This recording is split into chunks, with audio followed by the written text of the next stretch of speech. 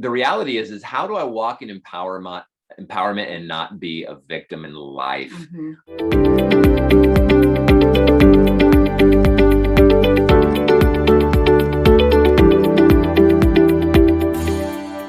Hello, and welcome to Coil Coaching's Thriving One podcast. We're so glad to be back with you guys today. And we've got a great topic. Yes. As always. Yes. As always. Yes.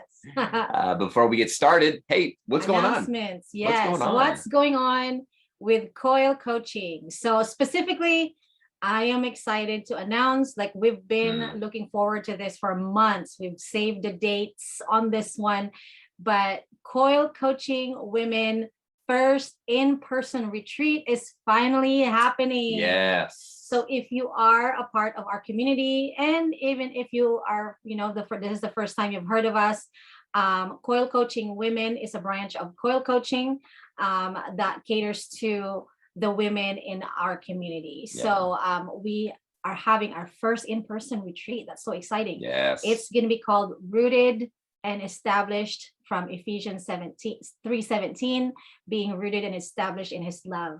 But it's more than that. It's going to be a time, it's going to be a time of connection, a time of going deeper into intimacy with the Lord, and obviously like some breakthrough, encouragement. And we're going to have some encounter times, connection times. Basically, you will be receiving the gift of time. So if you can fly, you can drive here. If you're in Oregon, California, Washington, Nevada, and wherever you are welcome to join us. This is such a significant time for all of us women together for such a time as this. So come join us. It's going to be on October 22nd, which is on a Saturday. It's from 10 a.m. to 4 p.m. And there's going to be all kinds of stuff in store for you, and some raffle prices as well. So but I do want to iterate this before we move on. If you are like, I can't make it, I'm not going to be able to go, but we do have a ticket that's going to be called Pay It Forward, Send a Sister. So if you are not able to make it, but you're like, hey, I would love to contribute to a ticket or two for any woman who, who's not able to finance the ticket to come. I would love for you guys to participate in that. And that would be so amazing to be able to send somebody else. So anyway, so good. I'm so excited. And if you're a sister that needs some help to be going, then let us know also, so that we can connect those 2 points. Yes. So. Yes. Yeah. If you need information, or, you're not in our emailing list, please send us an email at info@coilcoaching.com. Yeah. Or you can find us on our website, coilcoaching.com. We have an information space there. We can reach out to us and ask us questions there also. Yeah. So and we have a great topic today, right? Yeah, but before that, what else? Before that, also, we are opening up slots for coaching and life consulting. So if you're interested in having some coaching, some life coaching, you feel stuck in your life, or you want to grow in a certain area, you want to move on, you need some specific life skills, etc. You need some form of counseling. Let us know. Reach out to us. You can do that again on our website. You can reach out to us and inquire. If you're just like, hey, I just need maybe like a 15-minute consult just to see where I'm at and what I might need moving forward, because we also can refer people to other things depending on what their need is if we're not able to do it. So reach out to us. We'd love to help you out. Yes. So there you go. Awesome. Yay. I know. So many things going on. But today, for our podcast, we have a great topic about personal empowerment. Personal empowerment. And I'm going to give the set to my wonderful, incredible husband. Boom. Drum roll. Woo. Yes. So we're talking about personal empowerment today. And I kind of got a little bit triggered this last week on something, and I thought that this would be a great topic to discuss. And I just had to say, I got the power. And that's really what it's about, is walking in the power of who you are, Mm-hmm. the power that God has given you as an individual to walk in love. Because isn't that the moral of the story? You know, the answers are either Jesus or love, right? Whenever you answer something, Yeah. what's the answer to this? Probably Jesus or love. Mm-hmm. But the reality is how do I walk in empowerment and not be a victim in life? Mm-hmm.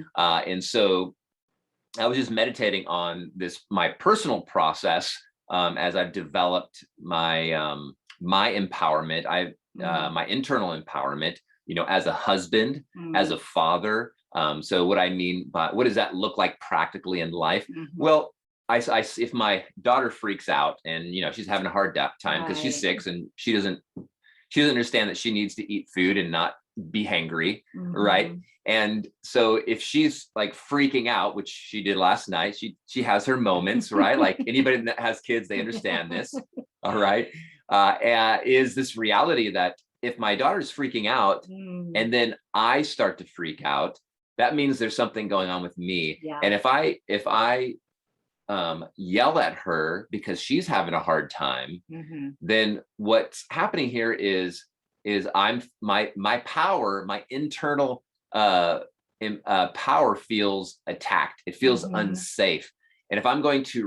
react to the way that she's acting instead of being present, Yeah. and seeing what she needs and being patient while she Mm-hmm. works through those emotions or until I get some food into her so she can start to regulate and Right. figure out what's going on. It's so funny. Like last night, she had this little like I don't know, a bump or a little Mm-hmm. little tiny scratch or something on Yeah. her leg, and when she was taking a bath, it stung a little, right? Mm-hmm. And she just was like, it's the end of the world, Yeah. right? Yeah. And so just being present and slowing down and being with Mm-hmm. her and having personal power. And when I say personal Yeah. empowerment, I mean I have power over me, you Mm-hmm. know. And so the way other people treat me or the way that other people are acting isn't even it might trigger me, but I know how to self-regulate. I know how to be Yeah. present Mm-hmm. to communicate the acceptance, to communicate approval, Mm. to communicate I'm with her, even though she doesn't know Mm-hmm. what's going on. Yeah. I'm not abandoning her. I'm not leaving the situation, but I'm being Mm-hmm. present with her. And so Yeah. that's just a way. Same thing with my wife. Yes. If she gets upset about something or something that she's going through, might also trigger Mm-hmm. me. Yeah.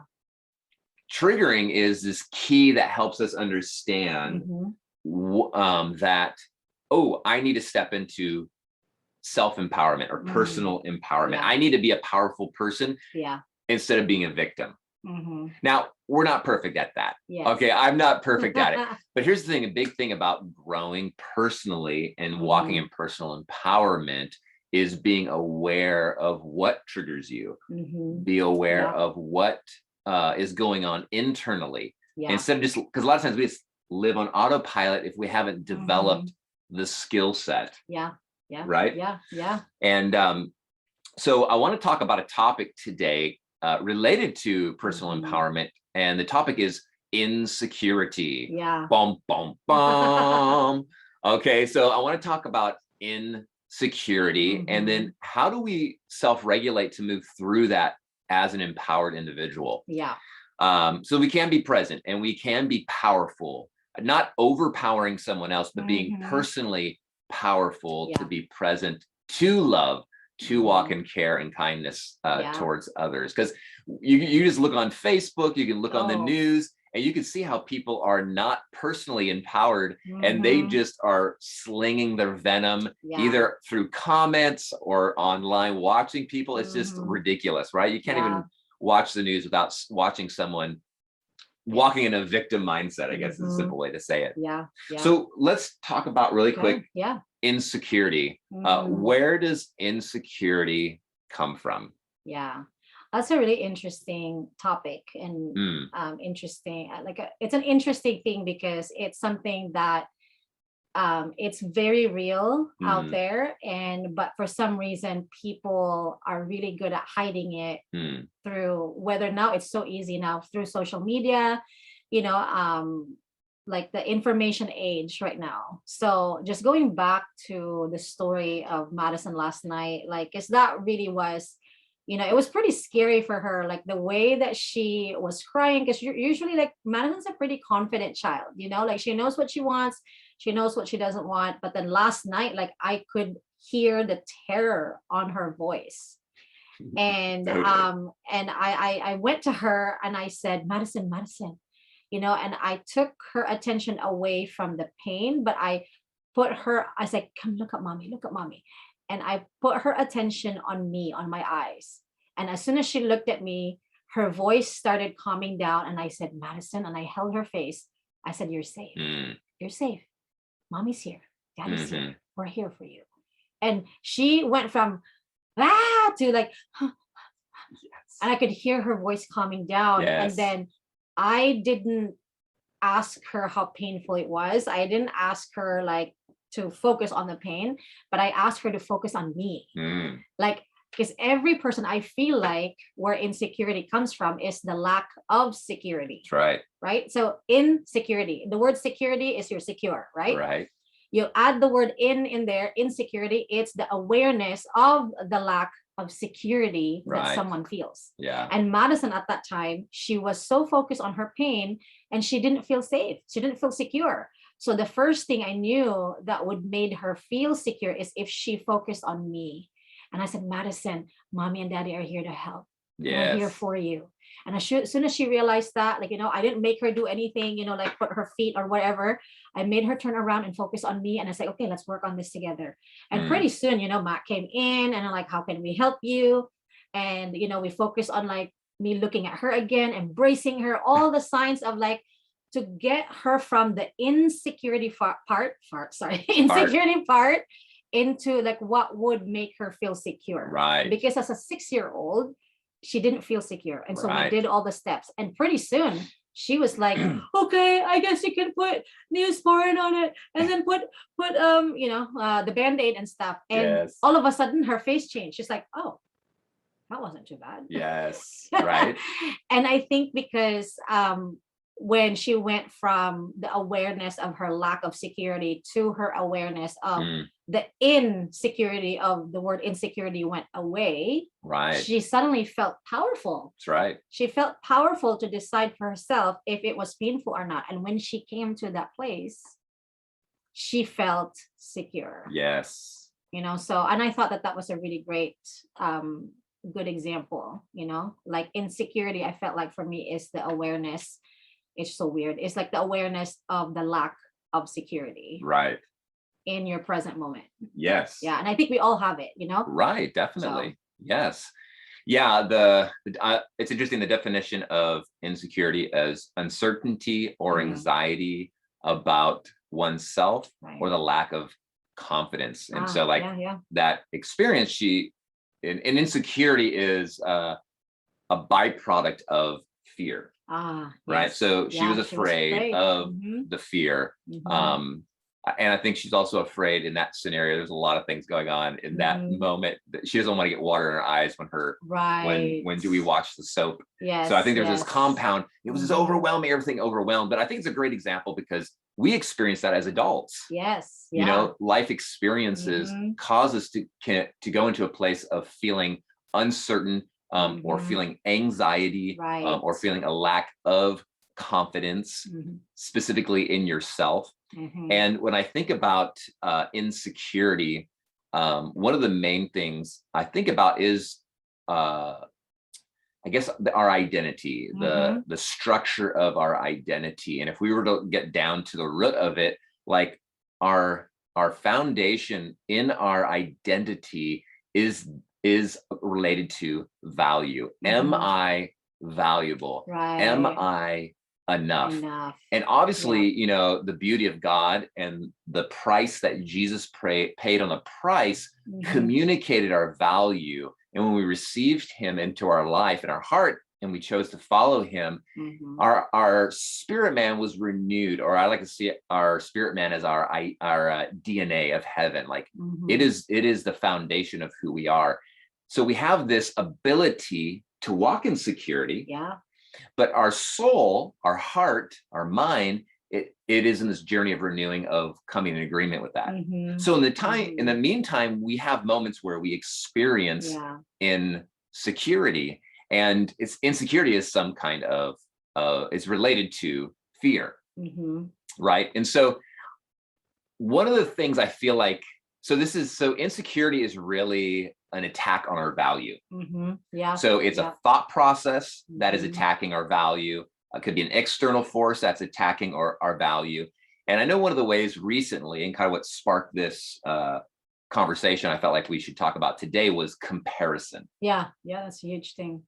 So, in our thoughts, Mhm. there's three core things that get us off track, get us off love, get us out of value, get us out of I am enough. And it's comparison, criticism, and judgment. Mhm. So I call it the merry-go. I've heard it said the merry-go-round of despair, or the Oh, or the merry-go-round, Ferris wheel. the Ferris wheel. Yeah, more of the merry-go-round, because it's just kind of like Yeah. spinning. When I experience insecurity or another strong negative emotion, I feel like at times I just kind of spin, Mhm. and my mind goes here, and maybe it causes me to be anxious or worried, right? And I just kind of spin on my Mhm. axis, and I don't really make any traction and go anywhere. And comparison is this big thing. Mhm. So as we're kind of talking through this topic and how we get resolve, how we walk in power, how we walk in empowerment in all situations, is a lot of our thoughts, our emotions, our beliefs, they're all wrapped up, or they're all around a story or Mhm. a series of stories and Right. experiences in our life. And so the other day this other week, I was feeling insecure. So I had spoken, we do a lot of online speaking and stuff. And Mhm. I had spoken on this one live event. Mhm. And there wasn't really any interaction with people, right? Because this Mhm. wasn't like a Facebook Live kind of thing. There's Mhm. there's you and maybe another person that's interacting in this moment, but you don't really know if it's like landing. Like when I Mhm. speak with people in Right. front of people, you kind of can read their faces, and you can kind of get some amens or some reactions, or Mhm. a like a nodding of the head, like, oh yeah, that's good, right? So you're making some traction. So after this time I had been speaking, I was feeling a little Mhm. insecure. And if you've done any public speaking, all right, some people, they might not hate public speaking. We do it quite often. It's a part of what we do in Mhm. Quail coaching and our life and ministry for the last 25 years. And there's always this kind of like little feeling like, okay, did that Mhm. land? Was that really good? That Mhm. kind of always kind of creeps in. And afterwards, I found myself kind of thinking about other times that maybe I've done an event, Mm. or I had done a live event in a group setting, or with a client. When I do coaching, I'm still like getting some Mm. feedback, but I wasn't getting any feedback. So I began to feel my value being attacked. And the Mm. person that was attacking my value was Oh myself. gosh. Yes. Yeah. And I was attacking my own value because I started comparing how I felt after other live experiences. Mhm. Yeah. Now, it wasn't a major thing, and I could have just been like, it's okay, I'll get through it and Mhm. ignore it. But that's the worst thing you can do. And that's probably one of the hardest things that happen Yeah. as individuals, is when we ignore our emotions, because our Mhm. emotions are trying to tell us things, Mhm. Yeah. Yeah. right? Exactly. Mhm. And so for me, and in the work that we do, emotions are very key, uh, especially the negative ones, because the negative Mhm. ones simply Mhm. let you know what you're missing or what you need. Mhm. And so, because Yeah. I teach this, I'm a pro at this, I quickly just started checking in with my emotions and like, hey, insecurity, Mhm. I hear you.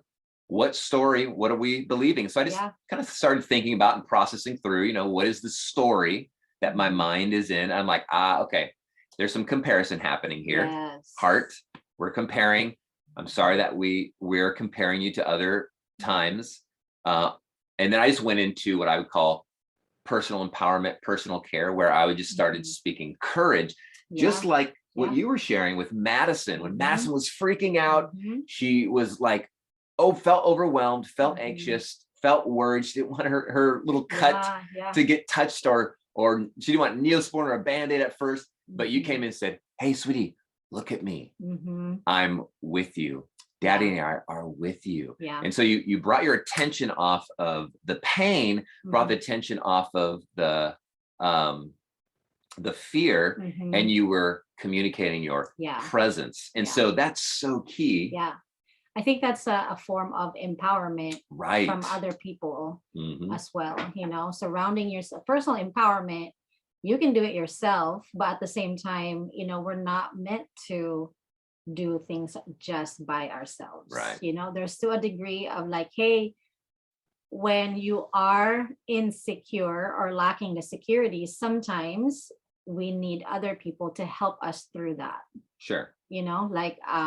Obviously for that, Madison needed us. Right, because of her age, she didn't know how to self-regulate. Yeah, but that would teach her that she can also when she stepped into her own personal security after us lending something to her, our security to her, she was able to make the decision on her own, saying like, oh, this isn't it wasn't such a big deal after all. Right. So comparison kills everything. It kills value, personal value. I do believe that there's a comparison where you can say, oh, this is a black dress and that's a red dress. You compare the dresses, that kind of thing. I believe that there's a healthy way of walking in comparison, but I think that if it's done like in a toxic way, then that's exactly what's going to happen. You are drinking something toxic. Well, whenever comparison is breaking down your personal value, like comparison, like you can like a white cup, I can like a black cup. You can compare that, they're different, but you value that, so it's valuable. I value this, so it's valuable. And sometimes that's even tricky in relationships. Not like us trying to come in agreement with something. Well, you can't always agree, but you can protect connection by saying, hey, I don't like vanilla or chocolate ice cream. Right. You don't like vanilla ice cream, but I can value that you value it. And go ahead. Because the thing is, like, I don't have to feel insecure that you like vanilla ice cream. Right. So that's like an extreme way of saying it. But for me, it doesn't matter. Like when I go out for ice cream with other people, I'm not going to feel insecure that somebody else ordered vanilla ice cream and somebody else ordered a different ice cream than what I ordered, because I know what I wanted. I want chocolate. And therefore, if somebody else was sitting next to me eating a vanilla ice cream, I'm not going to be like, I'm so insecure right now because you're having vanilla ice cream. And, people think that vanilla ice cream is better than chocolate. Like, I don't do that because I am secure. I feel the security, the awareness of my security that I am enjoying my chocolate ice cream. Awesome. Yeah. And the goal too is to protect connection. And so we're talking about something silly like ice cream, but where it really matters is when you're around family and let's say one person is a Democrat and the other one's a Republican, and those two are attacking opposing positions, right? In a lot of ways, it's very polar, and we take on offense. We feel like, oh, I feel attacked because you believe differently, and that's very real. The reality is how can I continue to value someone without needing to agree with them? So that would be like the harder spectrum side of things, like, can I be secure? And even if they're saying like, oh, what you're saying is wrong, which is another form of criticism, judgment, and comparison. Right. So anyways, I won't go down that lane, but I wanted to bring in some polarizing like extremes here.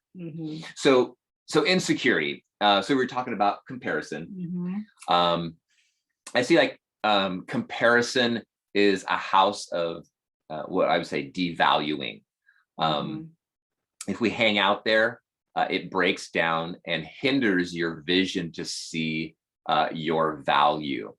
Another way that I experienced this recently was I had this comparison thought come into my mind, and I had recognized that somebody had something that I desired. Okay. That would like maybe it was I think it was a monetary related item, and I started comparing myself to them because it's something I wanted for I want for my family, something I would like for myself, and I woke up one morning with just this thing rolling around in my head, and here's that story. So again, everything from our beliefs, they're all related to a story. Even someone offending you, it's a story. And so I was thinking through the story, and I was really feeling insecure. And I was just kind of like, in the morning, I normally will walk around for a little bit, and just kind of helps me wake up and get going. And I couldn't shake it. I don't know if you've ever had those kind of things where that thought gets stuck in your head, or maybe you can't go to sleep and you just can't shake it. And I could keep staying in that place of circling, circling the drain, not going anywhere. And actually it started really hindering, and it started bringing my hope levels down, started bringing my faith levels down. And I recognized, okay, this emotion is like an alarm. It's saying, hey, we need something, or hey, we're going the wrong direction. And that's what's so valuable about emotions.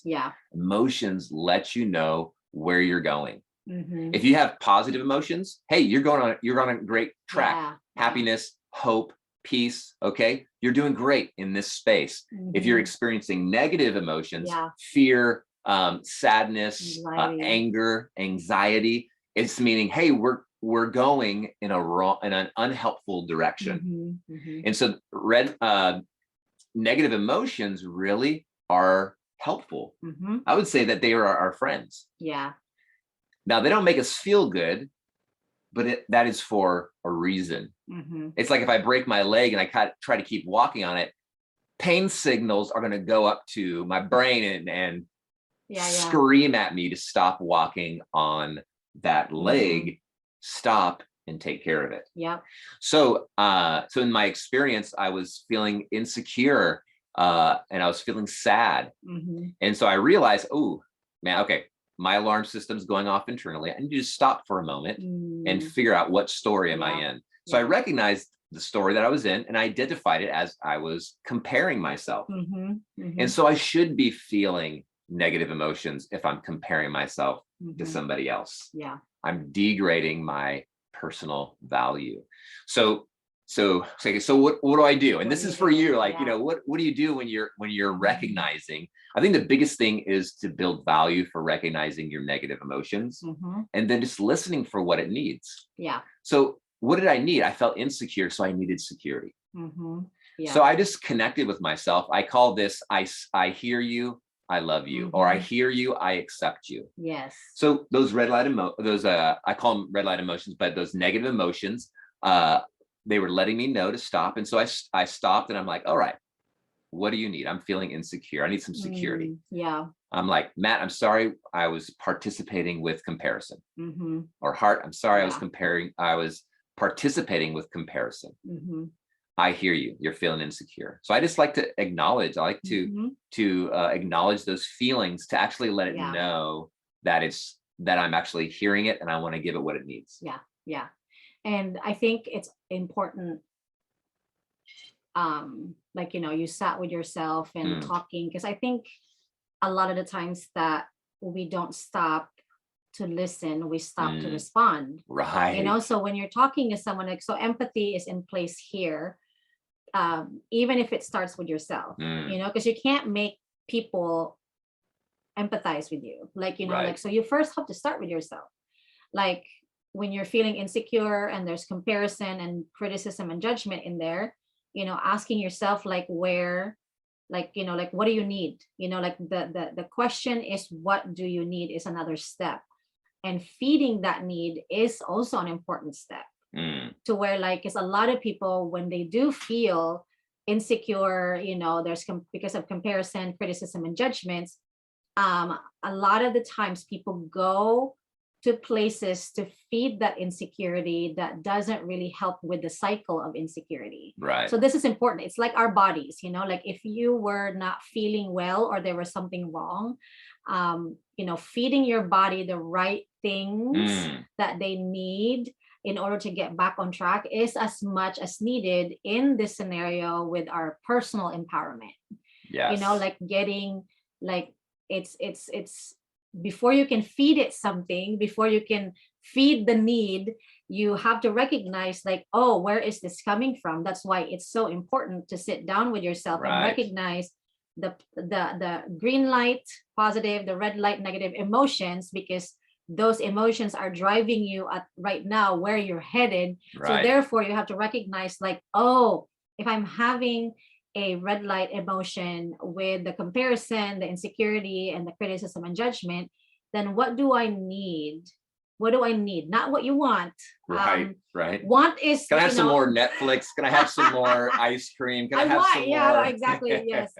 So what do you need? Like, what personally to empower so you can get into a place of security. Now that you're aware of your lack of security because you have been insecure and triggered, now how do you get to that place of empowering yourself to get to a place of security where you are secure? Right. So that way, when you do feel insecure again and you get triggered again, when you sit with yourself next time, you know where to get the security. Right.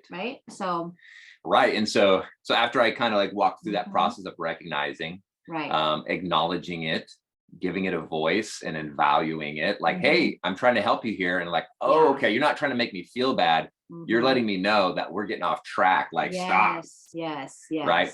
And so then I just recognized, what do I actually need? And so in that moment, I needed to speak back into, I need to shift my train of thought back into a place of value.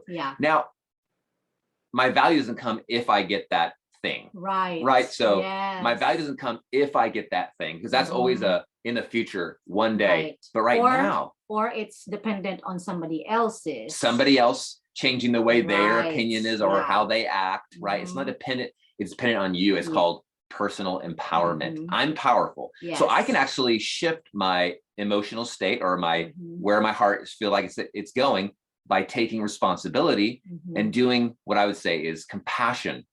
Right. So I call it, I hear you. So that's those emotions and the story. I hear and see the story. I love you. So now I'm speaking into the foundation of my beliefs and my identity. Like, getting things isn't going to make me happy. I might experience some happiness from it, but it's not long-term. Long-term is what's in my foundation. So I need to shift back into the house of value. Because Christ, he, in all of his blood, paid for us. He already proclaimed that we are valuable. We just need to do what I call the work of agreement. I love that. The work of agreement is so key, or the scriptures would call it the renewing process, the renewing of the mind. And it simply sounds like this. I'm going to come in agreement with that value, Jesus, that you spoke of. You said I'm valuable. So what did I start saying to myself? Hey, Matt, I know that's something that you desire and that we probably will have one day. But right now where we're at, you just need to know that you're valuable. And so I'll say things like, Matt, I value you. So I'm talking to myself. I'm talking to my heart, right? Because I'm speaking to that space that needs the love and compassion. And one of my favorite phrases that I use the most is, Matt, I am proud of you. Because there's so many external voices and so many things to compare myself to say, you're not valuable. I'm not proud of you. Where it's my job of empowerment, personal power, taking personal power and cultivating that space of value. And so, Matt, I'm with you. That's a great phrase, because a lot of times feeling abandoned or rejected. That's what I use. You're like, I like that one. That's my favorite. That one. That's what I do. That's what I say to myself. I'm with you, because it's easy to feel like others aren't with you. And again, and there's a lot of reasons for that. They're trying to figure out their own stuff and their own securities. So maybe they can't be present to encourage. So it's your responsibility, my responsibility. And so I just started speaking over myself until I started experiencing the emotions that follow, because emotions always follow beliefs. When I started and it might take, throughout that day, I'll just keep speaking over myself. It's not a quick fix thing. It's a stewardship. And stewardship is like planting a seed, letting it grow, watering it, feeding it, and then reaping the harvest. And if Yeah. you do it consistently and you stay on top of those negative emotions, okay, because they're trying to help us. When it says, when you feel insecure, then say, okay, let me give you some security. Yeah. I believe in you. I'm with you. I love you. And whenever I say I'm really saying God loves me so much. Yes. I am coming in agreement with it and saying, Matt, you're valuable too. Yeah. And what's beautiful is that helps me. So because I'm telling this story about me, it helps me stay centered. It helps me stay in peace so I can be present with my daughter, be present with my wife, be present with my clients. So it's a big reason I'm very intentional, because I need to be present for my clients as I'm helping them through their life stuff. Yeah, that's good. To listen well. Yes. Yeah. And not be pulled out of it because I've been this turmoil of comparison, judgment, and criticism. Yeah, so good, babe. We have lots. So much. This is a lot. Such a good topic, such a big topic. So I just want to encourage you guys. A lot of times, you need extra help to navigate this, because it is a bit of a dark space, especially if you don't have that skill set yet. I just want to encourage you, reach out to us. We help people do that. I'd say reach out to somebody that you know. There's a lot of books and resources online that you can avail of to help move through personal empowerment. But I just want to pray for you guys as we wrap this time up. Thank you, and I pray this a lot. I speak it a lot. You are valuable. But I also want to speak over you that you guys are accepted. God accepts you. Christ died for you to communicate acceptance. And today I want to say you're not alone. I want you to know we're for you, we're with you. Yes. And we just encourage you to release that withness over yourself. Be with yourself. Yes. And sometimes that means you have to be in the negative emotions and let them have a voice, and just let them know you're with them. Yeah.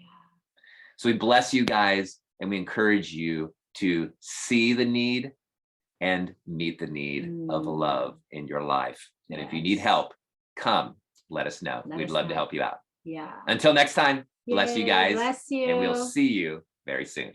Bye-bye.